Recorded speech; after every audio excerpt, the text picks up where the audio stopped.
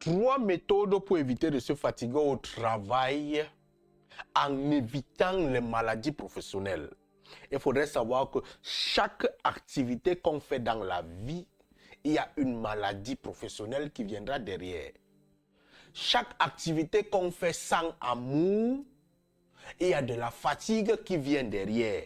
Et quand il y a de la fatigue derrière, il y a une maladie qui s'installe tout doucement, qui va nous éviter d'arriver à la retraite. Écoutons notre petit frère ici. On va étudier, on va analyser quelque chose. Un petit frère qui parle, il fait un métier sans diplôme et un autre qui fait le métier avec diplôme. Essayons de les écouter pour essayer, à un certain niveau, on va analyser quelque chose et vous présenter quelque chose à la fin de cette vidéo. Les gars, j'ai juré, il y a des boulots quand vous les faites. Directement, vous recommencez à aimer l'école. Comme par magie.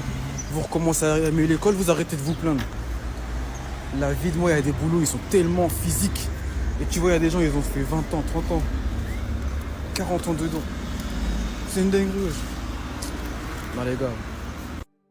Les gens pensent que c'est seulement les boulots dehors qui sont physiques. Regardons le boulot du médecin.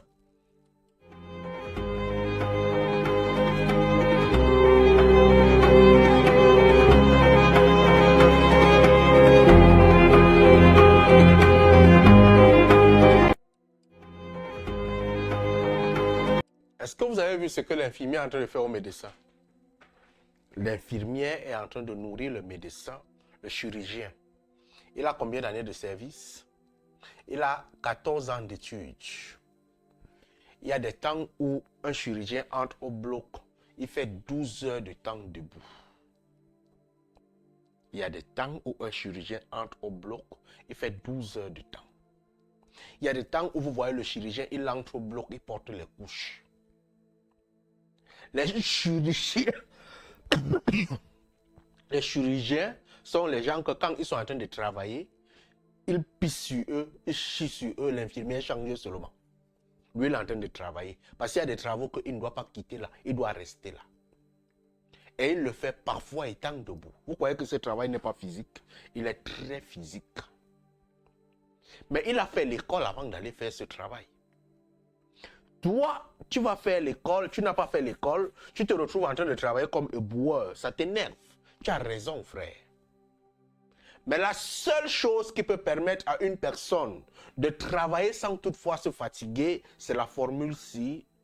Le travail éloigne de nous 3 grands mots: l'envie, le besoin et l'ennui. Lorsque vous faites un travail avec amour, vous n'avez plus des envies, vous n'avez plus des besoins et vous n'avez plus des ennuis. Mais lorsque vous faites un travail et que vous avez des envies, vous avez des besoins et vous avez de l'ennui, il faudrait savoir que vous êtes en train de faire une corvée. Je reprends. Lorsque vous faites un travail et vous avez des envies, vous avez des besoins et vous avez de l'ennui, il faudrait savoir que vous êtes en train de faire une corvée.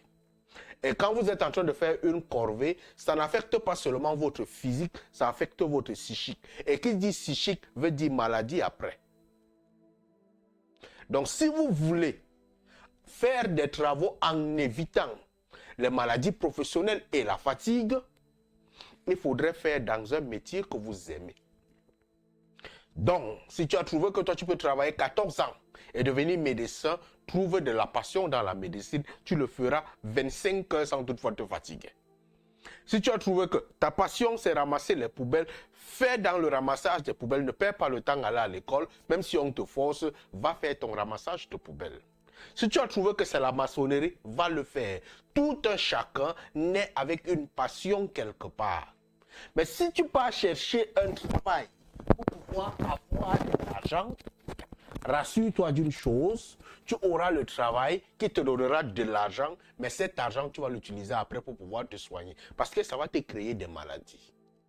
Point et barre. Quel est le secret pour pouvoir travailler sans toutefois être fatigué et sans toutefois se créer des maladies professionnelles? C'est de faire ce qu'on aime. Allume ton cerveau, mon frère.